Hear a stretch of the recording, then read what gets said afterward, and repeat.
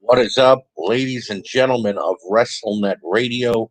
This is episode 8 of If You Smell What the Arch is Cooking, and I am your host, Archie Mitchell, as always. And I want to thank you guys for once again joining me. Make sure that you crack open that frosty beverage, sit down, take a load off, and listen to me spew my venom, my hate, and my love for professional wrestling. This week, I thought I would have a chance to actually review any of the shows that were on, but I did manage to squeeze in just a bit. And this week, we will be taking a look at Friday night's edition of AEW Dynamite and this past Sunday's WWE Hell in a Cell pay per view. So, there are no quick hits this week because the quick hits would have gotten involved with the What Grinds My Gear episode this week a little later on. And I didn't want to give anything away or, let you guys in on what I plan on ranting about. So I figured we'd do out with the quick hits this week and we will go ahead and bring them back next week when there are more newsworthy items to speak about. So let's go ahead and start off our show as we always do with our first show that we will be reviewing, and that is AEW Dynamite from this past Friday. And it opened up pretty damn well. We had Jake Hager and Wardlow in an MMA rules match, fought in an actual octagon. Now, Jake Hager has some MMA background. He is undefeated in MMA, and Wardlow has none. But they were really going out of their way to talk about how Wardlow has been in 2 cage matches in AEW. Fans, I don't care what you think about what I'm about to say, actually, because I found this very stupid. A regular wrestling cage is not the same as a UFC MMA rules cage match. Take that out of your mind. It was just bad of Tony Schiavone and JR to keep saying, well, he's got cage experience. Yes, but it is not a UFC type of fight. Besides that, though, it was a great match. The first round was all Wardlow. Wardlow actually made Jake Hager look a little bad, stunned him a couple times with some haymakers, and actually dropped the big guy to his feet, from his feet. It was excellent. First round was great. And like I said, Jake Hager goes ahead and has to regroup. Second round begins, and Hager finally explodes. Jake Hager showing us why he has an undefeated record in MMA. Finally gets Wardlow down, puts him to sleep with a submission, and there was 45 seconds left. Absolute great match that went almost 2 full rounds. Good opener. After the match, though, Sean Spears attacked Jake Hager, who's about to shake hands with uh, Wardlow, stops Wardlow dead in his tracks. They begin beating down Hager. Jericho comes in for the save, but MJF attacks Jericho and went after his injured arm. Now, I still don't know if this is all a work by Jericho or if it is a shoot and his arm is legitimately injured, but whatever the case may be, MJF goes after it. And then MJF, proving what kind of a great heel he is, goes after Dean Malenko, who has had underlying health issues and been injured before in the past, punches him straight across the face. Sammy Guevara comes out to save the day, and I cannot say this more than I'm about to say now. I apologize for anything bad I ever said about Sammy Guevara. He is a star in the making. He has great potential, and seeing him be the one to come out and save Chris Jericho, Dean Malenko, and the rest of the Inner Circle was great. The feud continues between the Inner Circle and the Pinnacle, and I'm here for it, ladies and gentlemen. I hope we get MJF and Sammy Guevara. We hear from Kaz, Kingston, and Pentagon next before their 6-man tag tonight. Kaz is now being labeled the Elite Hunter. Maybe that's a good, a good storyline for him, a good character. They did take out Christopher Daniels and end the SCU tag team. So back from the break, and we hear from Team Taz about the problems going on between Ricky Starks and Brian Cage. Hobbs is pissed at Ricky, and Hook looks out of place. Question for you, my listeners: who should not be on television, Dominic Mysterio or Hook? Please comment on the Facebook page. Leave me messages here. Do whatever you got to do. I want to know from my fans who should not be on TV more, Dominic Mysterio or Hook. In my opinion, it's Dominic because Hook isn't wrestling, but I'll let you guys be the judge. Scorpio Sky and Ethan Page now set to take on Darby Allin in a handicap match. And I got to be honest with you. They told Darby Allin to pick a partner because Sting got the win at the pay per view, which I was not happy with. I feel Darby Allin should have got the win. But Darby Allin did not pick a partner. He goes into this match as a handicap match. Um, if this was someone like Paul White or Mark Henry in a handicap match, it would be a little more believable. And I would be, saying, great, wonderful, let's go. But we've got Darby Allin, who weighs 140 pounds. He takes a lot of ugly bumps, which he did in this match as well. And it should not have been a handicap match. It should have been a one-on-one match, but that's beside the point. This made it look like Darby was being punished for something, though. Sky and Page work well together. Darby tried to fight back, God bless him, multiple times. But this wasn't a match these three young stars should have been involved with. In my opinion, it makes them all look bad because if Sky and Page lose, they lost to Darby Allin in a handicap match. And if they win, well, you beat Darby Allin in a handicap match. Vice versa with Darby Allin, you win. Okay, great, you won. You got something back out of it. But if you lose, you took a nasty beating. The zip tie spot where Darby Allin zip ties Ethan Page, and then takes down Scorpio Sky was funny as hell. I enjoyed that as the comedy level, but Page got out of it very quickly. Page finally hit Darby off, cut Darby off, finished him off with the Razor's Edge or the Ego Edge, whatever he's calling it, at the 15-minute mark. This was an okay but not good match. We get Orange Cassidy versus Cesar Bonini or Bononi. Orange is giving up a lot of size, and Bonini made sure to exploit that. Great. The wingmen try to make over Cassidy during the match on the outside, which leaves me wondering who teamed up three jobbers with the former WWE castaway in Cesar Bonini or Bononi, whatever the hell his name is, and thought it was a good idea. Who pitched this four-man group, and why are they on AEW Dynamite? Why are they not on Dark? The assisted senton to the outside by the BFFs, best friends forever, was great, but not enough to save this for me. Cassidy gets the win in 7 minutes, and I'm just happy this is over because it was too much comedy, not enough wrestling for a guy who just fought for the world heavyweight title, in my opinion. Backstage, Kenny Omega interrupts Jungle Boy and is trying to coax him into a fight right then and there. Jungle Boy was not going for it.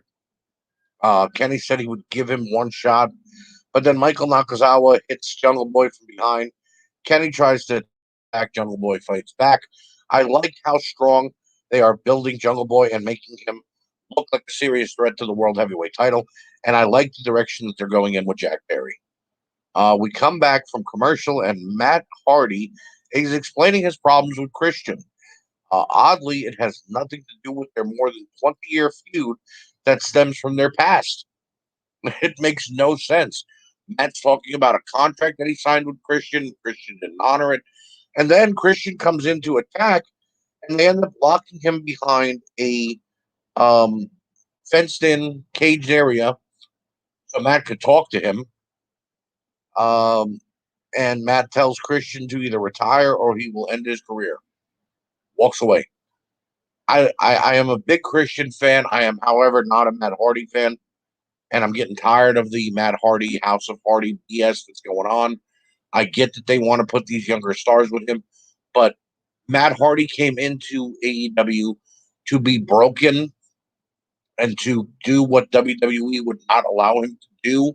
in his career, and now he's gone back to what he was doing in Impact before he was broken. Matt Hardy either needs to be off my television or pick one character and stick with it because schizophrenic Matt is starting to piss me off. We have Cody and Brock Anderson taking on QT Marshall and Solo. I thought this was supposed to be QT Marshall and Anthony Ogogo, but it's Solo here. That's no big deal. Um, we get a nice back and forth exchange of arm drags and holds between Brock and Solo. Cody tags in and then takes out QT, but Solo takes him down and QT takes advantage. Brock comes back in and his mannerisms, his moveset, his facial expressions. He is his father in all his glory. Brock Anderson, in my opinion, has a bright future if he continues to be what he is, and that is an Anderson through and through. QT Marshall, though, to rub in Arn Anderson's face, hits a spine buster on Brock and then looks directly at Arn, but it only gets 2 count. And this has been a great back and forth match. We're very happy with the way Brock Anderson and his in-ring ability is so quickly into his career. Brock hooks Solo with a roll-up and picks up his first victory. I loved everything about this. I enjoyed it. Cody Rhodes, although he was involved in the match, took a backseat and let this young talent get his momentum and show off as much as he could. I'm a little worried though. I see the way that Arn is looking at Brock. It's his son. Proud of him as hell. I get the feeling that we may end up with a Cody heel turn at the end of all of this. I hope I'm wrong and that they continue to team on and off and Brock gets to be a single star, move up the ladder. It was great though for what it was. I enjoyed this part of AEW Dynamite incredibly all the way through. Jake the Snake still somehow knows how to cut a great promo. Tells the AEW roster that Lance Archer is fed up and ready to take what's his. Well, it's about damn time. This gets followed up by JR's interview with Andrade, and the Idol explains he is ready for the opportunity to become TNT and World Heavyweight Champion, and says that he and Vicky have a surprise. I can't wait. I hope this is either a debut of Zelina Vega or Aleister Black, or that Andrade does get a great push here. He is an incredible talent, and I really just can't wait to see what's going to happen. Back again from commercial break. Adam Page and the Dark Order, except Taz's challenge from earlier. That'll happen next week. Maybe it's just me. Adam Page seems very out of place with the Dark Order and full of anxiety. He's always looking around and just, like having an uncertain amount of pressure on him. I understand that they needed to fill the void when Brody Lee passed away and needed a representative for the Dark Order. That should have been Colt Cabana or one of its other members. Putting this on Adam Page when he should be going for the World Heavyweight title is too much, in my opinion. Penelope Ford takes on Julia Hart next. This was a sloppy and slow matchup. Neither woman was able to land a crisp looking move, and Hart is new, but Ford is supposed to have more experience, and neither showed anything good at all, in my opinion. Hart tapped out after 7 minutes, and this match again should have been on AEW Dark. I understand they need to fill in the gaps where they need to, but I don't understand when you have so many great women on your roster why you would even put these two in this match in this part of the show. Miro came out and delivered a promo, but then took out varsity blonde member Griff Garrison. Brian Pillman Jr. came out and came to the aid of his tag team partner and gets the better of the TNT champion. I hope that this is leading to a Brian Pillman Jr. title shot. I think that he deserves it. All that he's been through and the way that he's continued to come up the ranks, both here and on the indie scene. I'm not saying that Brian Pillman Jr. deserves to be the TNT champion right now, but he deserves to give Miro a 20-minute back and forth classic. I'm all for it if that happens. If not, though, and it ends up being Miro destroying Pillman in 5 seconds, bad on you, AEW. But we'll see what happens. We then have Britt Baker cutting an interview with Tony Schiavone. It's interrupted by Vicky Guerrero, and apparently we're getting Britt Baker and Reba taking on Nyla Rose and Vicky Guerrero on June 30th. And we're also getting Miro versus Pillman for the TNT title, and then MJF versus Guevara on Dynamite on their return to Wednesday night on June 30th. Thank you, AEW. I'm good with all of that. I will be tuning in and I will be reviewing that show for If You Smell What the Arch is Cooking. We then get an in-depth look at FTR and Santana and Ortiz. Both teams explain why they are the best tag teams in AEW, and I can't disagree with this. They are the 1A and 1B of the tag team division. I'm sorry, Young Bucks, but they are. With or without the titles, FTR and Santana and Ortiz are putting on great matches. They don't need the belts. The Bucks have gone stale. I don't like their new heel turn and these wearing fancy clothes and doing stupid gestures as they come to the ring. It's almost like they took the best of 10 wrestlers and slapped it all together to do this for their heel turn. It's just a big old mess. Don't like it one bit. Um, then we get these Mark Sterling and Jade promos once again, and they're getting silly in my opinion. She's barely wrestled, and when she has, it's been a botch fest. So why do we really need to care that Jade Cargill is getting licensing deals? You're going to be a part of promoting hotels and other chains of businesses. It's ridiculous. Let the woman wrestle and actually have a good match, and give her a title shot. We don't need all of this stupidity and promos for her. Let her actually wrestle. Now it's time for the main event. Pentagon, Eddie Kingston, and Kaz taking on Matt Jackson, and the Good Brothers. It was a very good back and forth 6-man match. Just like last week, Kenny Kingston and Pentagon working very well together. But the Good Brothers show us why the WWE dropped the ball. Anderson and Gallows with a sick neck breaker, followed by a splash from Matt Jackson, but only gets 2 count. Match breaks down. Nick Jackson uses the cold spray in the eyes of Pentagon, and the Elite pick up the win in just under 20 minutes in a great main event. I have liked the interaction with Eddie Kingston with the Elite. I have enjoyed that he has gotten back to being partners with Pentagon, and when Pac is around as well, I think they make a great unit. Add Kaz to the mix. I think we've got the making of another 4-on-4 stable match.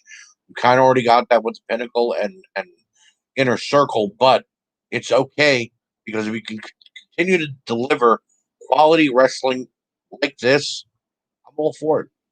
AEW, in my opinion, gets a 3.5 this week for the televised show.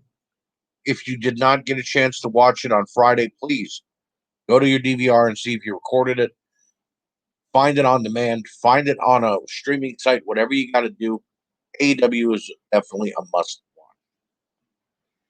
We now move forward to WWE Hell in a Cell, and this was not the world's best pay-per-view, but we're going to go ahead and review it anyway.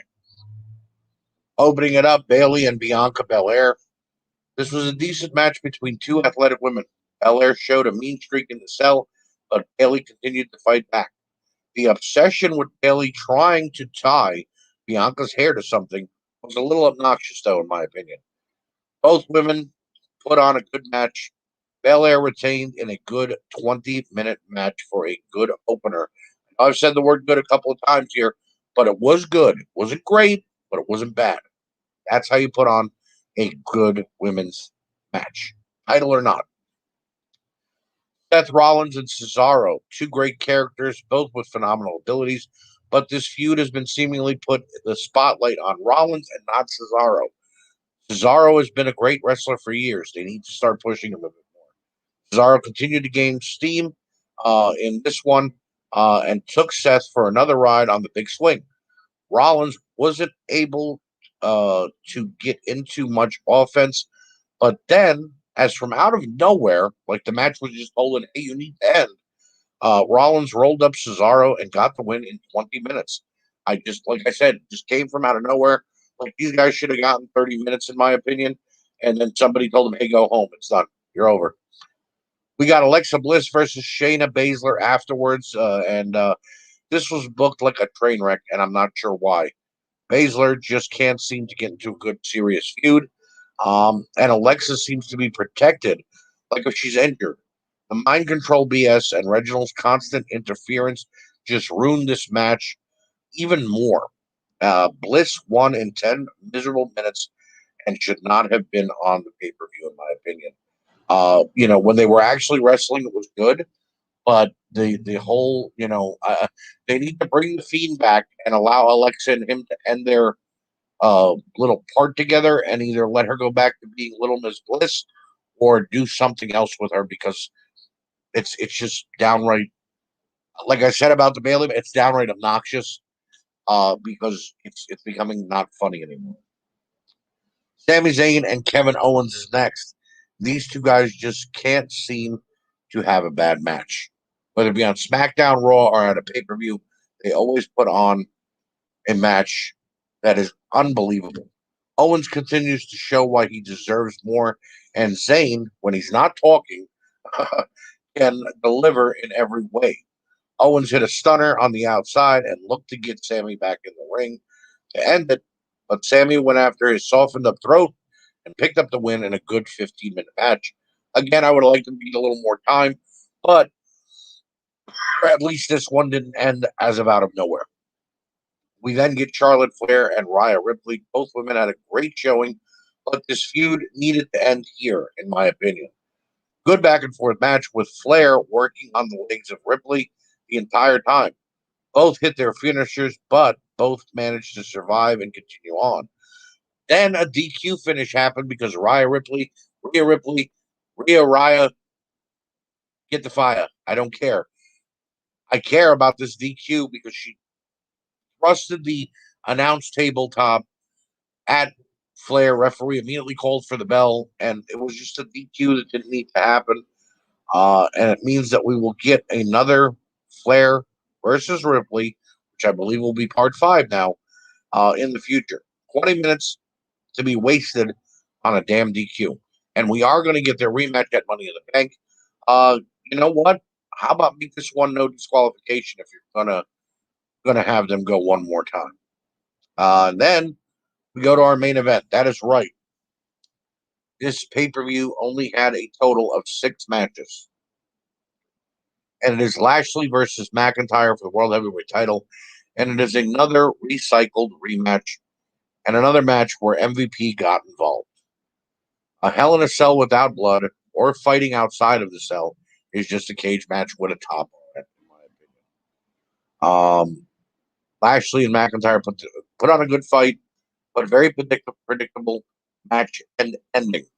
Lashley wins at the 25-minute mark with a simple roll up and grabbing the tights.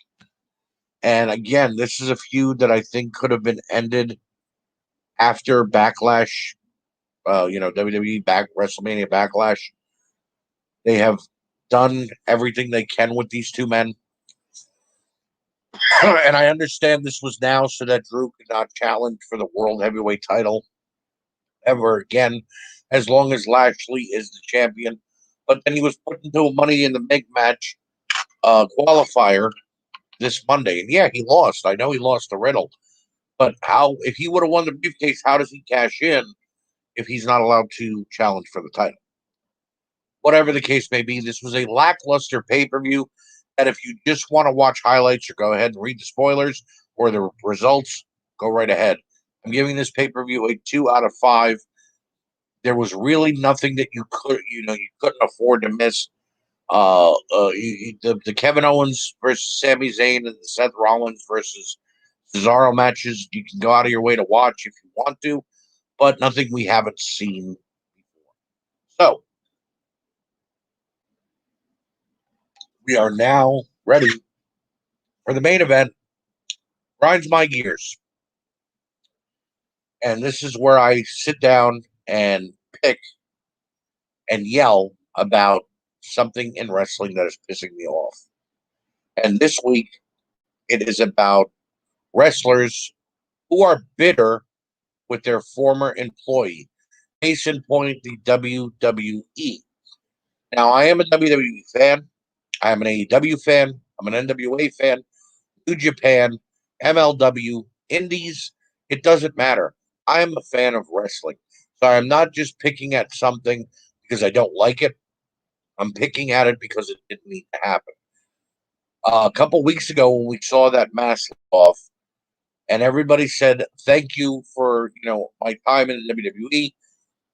Uh, One of the Good Brothers, Carl Anderson, went on to Twitter and said, "Enough with the thank yous. We've all been there before. You guys are thanking WWE too much after you just got fired, and yada yada bullshit." Another one, case in point, Lana, one of the young ladies who was fired during that mass firing a couple of weeks ago, recently said that she is planning to do an interview and spill the tea on WWE and tell stories that no one has heard before about her time in the WWE. Well, this is what I've got to say. Carl Anderson, you are an incredible talent. I have been watching you for 10 years in the ring. I watched you in New Japan. I watched you in WWE, Ring of Honor, and in Impact Wrestling. You are a great talent. I cannot take that away from you. But for you to say that people should not thank their former employers who gave them 2 years, 8 years, 20 years in this business, paid them well, and whether the storyline was shit or not is ridiculous because those wrestlers are thanking the WWE so that they don't burn a bridge. So after a year or two of being away from the WWE, they may be hired back. Sort of like your tag team partner, Luke Gallows. He went away and he came back. It happens, man. You can't tell people not to thank their former employers. And I think it's bullshit that you would come out of left field and say this to people who just lost their jobs because they're thanking the WWE because it's what they know how to do. And they're doing it for the fans as well because they're thanking the WWE universe. As for Lana, your whole time in the WWE was used so you could get TikTok, Instagram, and Twitch followers. You were on social media more than you were on television. You got over on social media more so than you ever did in WWE. Your husband, who was, yes, booked badly in the WWE, is being booked just as badly in AEW. Although he's the TNT champion, he is still being booked badly because he is not very good. Neither are you. You want to say that you want to spill the tea and tell untold stories about the WWE and your backstage time. That makes you sound very bitter as well because you were there for so many years. I believe it was 5 or 6 years, and you were all hunky dory while you were there. And even after your husband got fired, you were still smiling and being an ambassador for the WWE. But the minute you get fired, you want to run off and tell people about the untold stories and the behind the scenes and the bullshit. You know what, Lana, fuck you. And I really, really hope that you are not in AEW soon. I hope that they don't put you with Miro, Rusev, your husband.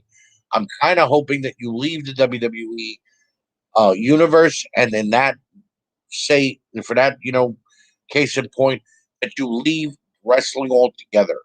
Stick with being a social media influencer and get away from the wrestling business. There's a reason you were put through a table for 30 weeks in a row.